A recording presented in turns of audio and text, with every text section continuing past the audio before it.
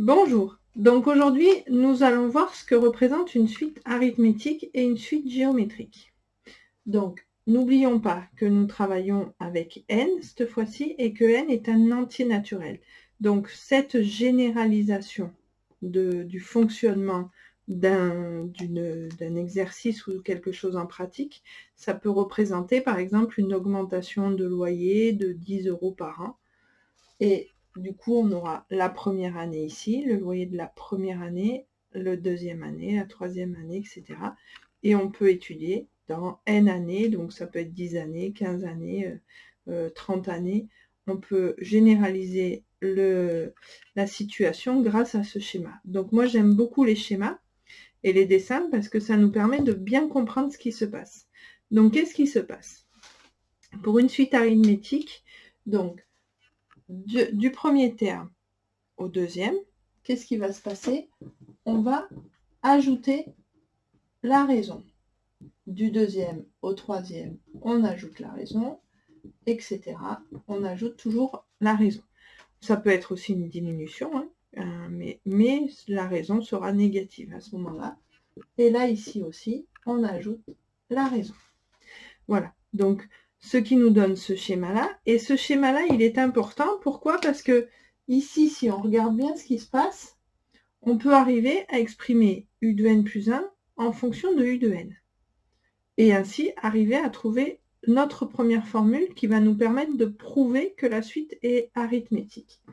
Donc ici, u de n plus 1, c'est égal à u de n.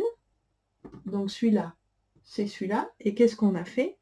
On a ajouté r pour arriver jusque-là. Voilà. Donc ça, c'est notre première formule qui va nous permettre de prouver que la suite est arithmétique. Donc ici, c'est pour prouver. Ensuite, si on observe ce qui se passe au début de notre dessin, donc si on veut exprimer u de 3 en fonction de u de 0, donc u de 3, c'est u de 0, plus r, plus r, plus r. Donc plus r, plus r, plus r. On continue, donc u de 3. On va l'écrire de manière un peu plus simple. C'est u de 0 plus 3r. Et maintenant, ça nous permet, cette écriture-là, de trouver la deuxième formule qu'on doit savoir pour les suites arithmétiques, qui est logique à retrouver quand on a compris et qu'on utilise le dessin. C'est que pour tout n appartenant à n, une suite est arithmétique, donc on l'a prouvé ici. On peut exprimer u de n en fonction de n. On aura u de n qui est égal à u de 0 plus n r. Voilà. D'accord? Donc, on voit bien la similitude ici.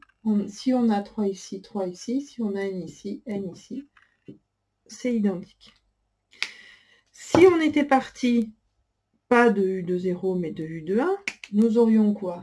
Nous aurions u de 3 qui est égal à u de 1 plus, là, on n'aurait ajouté que 2r.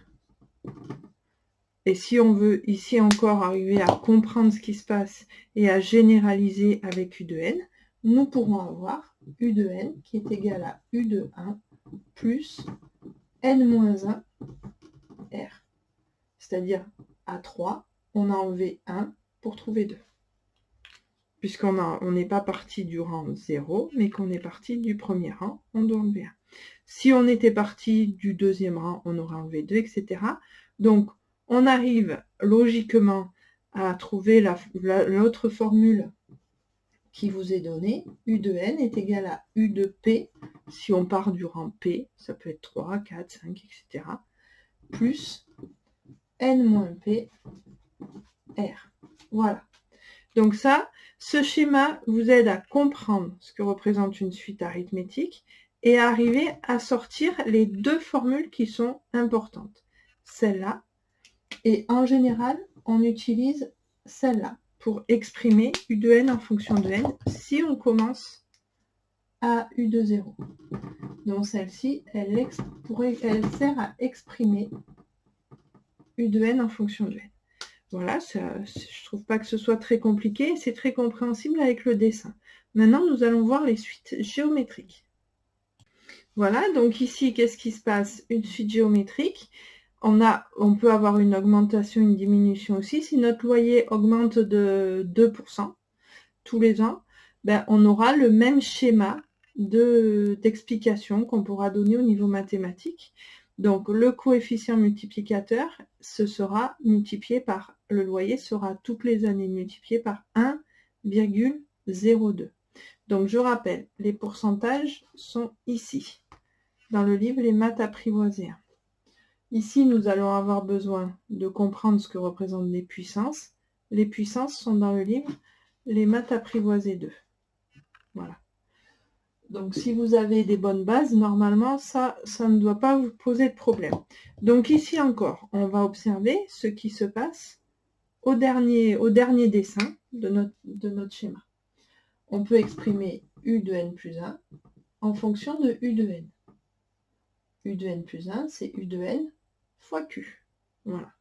Donc, pareil, ici, le dessin, qui est logique par rapport au fonctionnement de l'expérience ou de l'exercice, nous permet d'arriver à trouver facilement et à se souvenir facilement de cette formule qui va, elle, ici, nous aider à prouver que la suite est géométrique. Comme tout à l'heure, nous allons faire se rapprocher du début du dessin et vous exprimer U de 3 en fonction de U de 0. U de 3, c'est U de 0, U de 3. C'est U de 0 fois Q, fois Q, fois Q. Fois Q, fois Q, fois Q. Donc, U de 3, c'est U de 0 fois Q puissance 3. Voilà. On fait, comme tout à l'heure, une similitude et on observe ce qui est identique ici, ce qui nous permet d'arriver à nous souvenir de la formule sans la prendre par cœur, en comprenant comment elle est construite. Généralement, c'est beaucoup plus simple pour l'utiliser. Déjà, on comprend ce qu'on fait. Donc, U de n, c'est égal à U de 0 fois Q puissance n. Voilà. Ça, c'est la deuxième formule qui est très importante, qui va nous permettre d'exprimer U de n en fonction de n.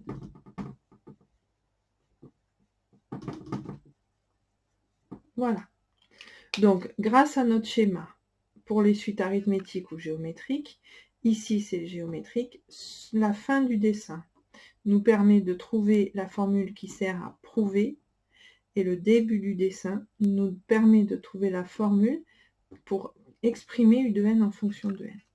Donc ici aussi, si on était parti de U1, ben on aurait U de 3 qui serait égal à U de 1 fois, donc U de 3, c'est U de 1 fois Q.